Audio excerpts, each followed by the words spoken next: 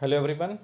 आप सभी का स्वागत है सीजी फ्यूचर गाइड के यूट्यूब चैनल में। दोस्तों, इस चैनल के माध्यम से मैं आप लोगों को जो भी लेटेस्ट अपडेट होती है रिगार्डिंग एग्ज़ाम्स, स्कूल, या तो फिर कोई नया नोटिफिकेशन आता है या तो फिर सिलेबस के बारे में, इस सब चीज़ों के बारे में आपको बताता हूँ। यदि ये सारी जानकारी आपको अच्छी लगती है तो बिल्कुल आप चैनल को सब्सक्राइब करके रख लीजिए, और अच्छा लगे वीडियो तो आप प्लीज़ इसको लाइक भी कर सकते हैं।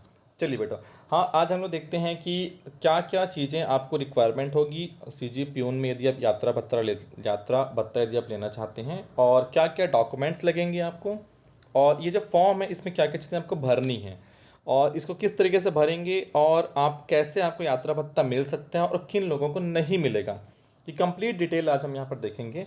जैसा कि यहाँ पर दिख रहा होगा आपको, आप लोगों को कि जो परीक्षा का जो तारीख है, परीक्षा का जो डेट है, वो आपको मालूम है कि अगले संडे को पेपर होने वाला है इसका 25 को।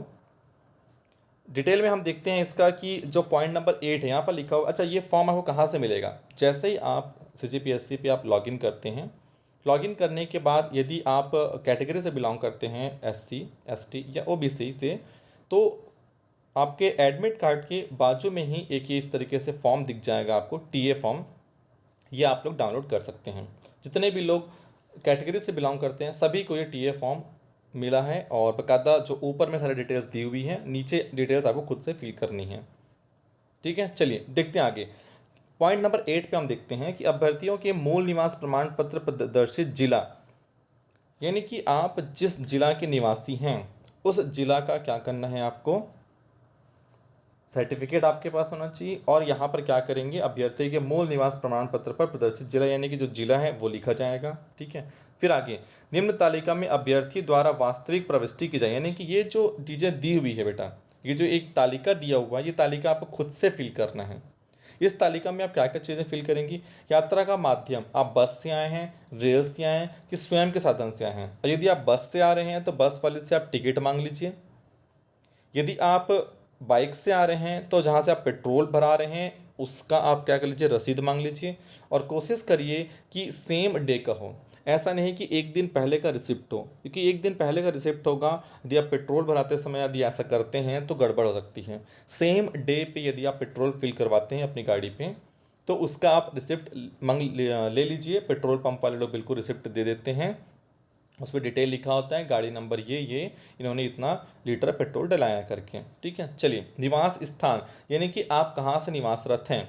यात्रा प्रारंभ करने की तिथि, यदि आप एक दिन पहले भी निकले हैं, यदि सपोज जिस जिला पे आपका एग्ज़ाम सेंटर मिला है वहाँ से आप कहीं दूसरे जिला पे जाके एग्ज़ाम दे रहे हैं, तो क्या करेंगे आप, यात्रा प्रारंभ करने की तिथि, परीक्षा साक्षात्कार केंद्र स्थान का नाम, उसके बाद परीक्षा साक्षात्कार केंद्र पर पहुंचने की तिथि, कब निकले कब पहुंचे, मूल निवास स्थान से परीक्षा या साक्षात्कार केंद्र की दूरी, कितनी दूरी पर है वो, 5 किलोमीटर, 10 किलोमीटर, 20 किलोमीटर, 100 किलोमीटर, आपको बताना है।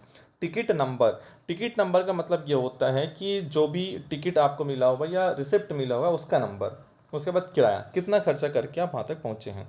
ठीक है, चलिए उसके बाद नीचे, यदि क्या होता है कि कई बार कई सेंटर्स पे पैसे तुरंत तुरंत नहीं मिलते हैं, तो नहीं मिलेगा तो उस केस में क्या करता है वो कि आपसे बैंक डिटेल मांगेगा। तो इस चीज़ के लिए आपके पासबुक की एक फ़ोटो कॉपी होनी चाहिए, ओरिजिनल भी रखिए, और एक फ़ोटो कॉपी, पासबुक के फ्रंट पेज की फ़ोटो कॉपी जिसमें आपका सारा डिटेल, जैसा आपका नाम है सेम वही नाम के साथ वाला पासबुक होना चाहिए आपके पास। ऐसा नहीं कि आपके मम्मी पापा भाई बहन का पासबुक का डिटेल आप दे रहे हो, ऐसा नहीं। जो आपका नाम है उसी नाम का ही पासबुक होना चाहिए, और उसका फ्रंट पेज की फोटोकॉपी आपके पास होनी चाहिए। तो बैंक का नाम लिखेंगे, खाता क्रमांक लिखेंगे, IFSC कोड लिखेंगे, स्थायी निवास का पूरा पता लिखेंगे। ठीक है, अब वेरी इंपॉर्टेंट चीज़ है कि किसको मिलेगा किसको नहीं मिलेगा। ठीक है, चलिए तो मैं आपको सबसे पहले इसको शॉर्ट में बता देना चाहता हूँ बच्चों, कि जिस जिला का आपका निवासी प्रमाण पत्र बना हुआ है और उसी जिला में ही आपका एग्ज़ाम सेंटर है, तो ही आपको यात्रा भत्ता मिलेगा। सपोज़ आपका जो निवासी बना हुआ है, सपोज़ रायपुर से बना हुआ है, और आप एग्ज़ाम देने के लिए जाते हैं बिलासपुर, भिलाई, कहीं और, तो आपको यात्रा भत्ता नहीं मिलेगा। बिलासपुर के किसी भी कोने पे यदि आप रहते हैं और वहाँ से सेंटर तक पहुँचते हैं जो कि आपके उसी ज़िला में हैं, तो ही आपको यात्रा भत्ता मिलेगा। क्यों?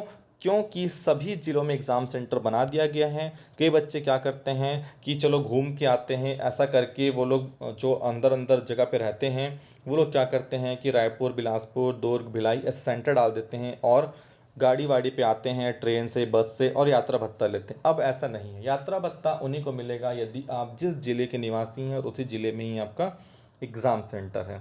यदि ऐसा नहीं है तो आपको नहीं मिलेगा, ठीक है।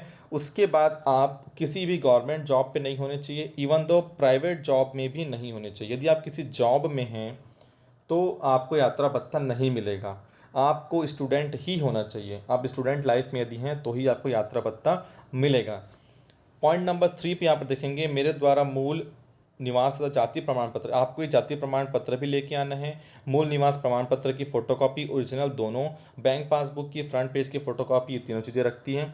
यदि आप ऐसा कुछ गलत करते हैं तो आपके ऊपर एक्शन लिया जा सकता है। आगे डिटेल में और चीज़ें दी हुई हैं, आप देखेंगे कि यहाँ पर देखो आपको परीक्षार्थी के नाम, आपको पूर्ण हस्ताक्षर कर देना है, दिनांक लिख देना है। नीचे दी आप डिटेल में देखते हैं इसमें तो सारी चीज़ें वही चीज़ें लिखी हुई है जो मैं आपको बताया हूँ। यदि आप देखो, सत्यापित किया जाता है कि उपरोक्त अभ्यर्थी अपने घोषणा पत्र के अनुसार किसी सेवा में नहीं है, किसी आय प्राप्त नहीं करता है, अभ्यर्थी आरक्षित वर्ग का है, उसके मूल निवास प्रमाण पत्र, दर्शित जिला व परीक्षा केंद्र का जिला समान है। यदि ये सारे कंडीशन फुलफिल होते हैं तो आपको कहीं जाके यात्रा व्यय प्राप्त करने के पात्र होंगे, अदरवाइज नहीं।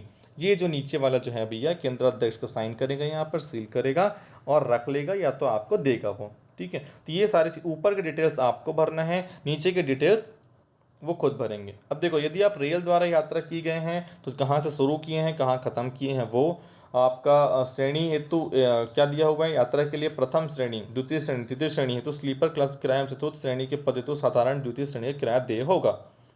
यदि सड़क द्वारा यात्रा की जाती है तो प्रथम श्रेणी, द्वितीय श्रेणी के पद हेतु गैर वातानुकूलित डीलक्स बस से यदि आप आते हैं, और उसके अलावा यदि आप सुपर एक्सप्रेस बस से यात्रा करते हैं, इसके अलावा अन्य साधन से की गई सड़क यात्रा हेतु रेल से जुड़े हुए स्थानों के लिए रेल की द्वितीय श्रेणी का किराया, केवल सड़क मार्ग से जुड़े हुए स्थान के लिए आपका साधारण बस से किराया। मतलब ऐसा नहीं है कि आप ज़बरदस्ती उसको ट्रेन का टिकट दिखा रहे हो।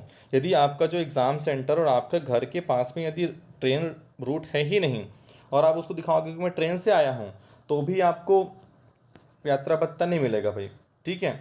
चलिए, और आपको नीचे क्या दिया हुआ है, साधारण बस का किराया अथवा 50 पैसा किलोमीटर जो भी कम हो, ये इस दर से आपको क्या मिलेगा, यात्रा भत्ता मिलेगा। रेल द्वारा की गई यात्रा है तो रेल टिकट, पीएनआर नंबर, ये सब कुछ दिखाना है आपको।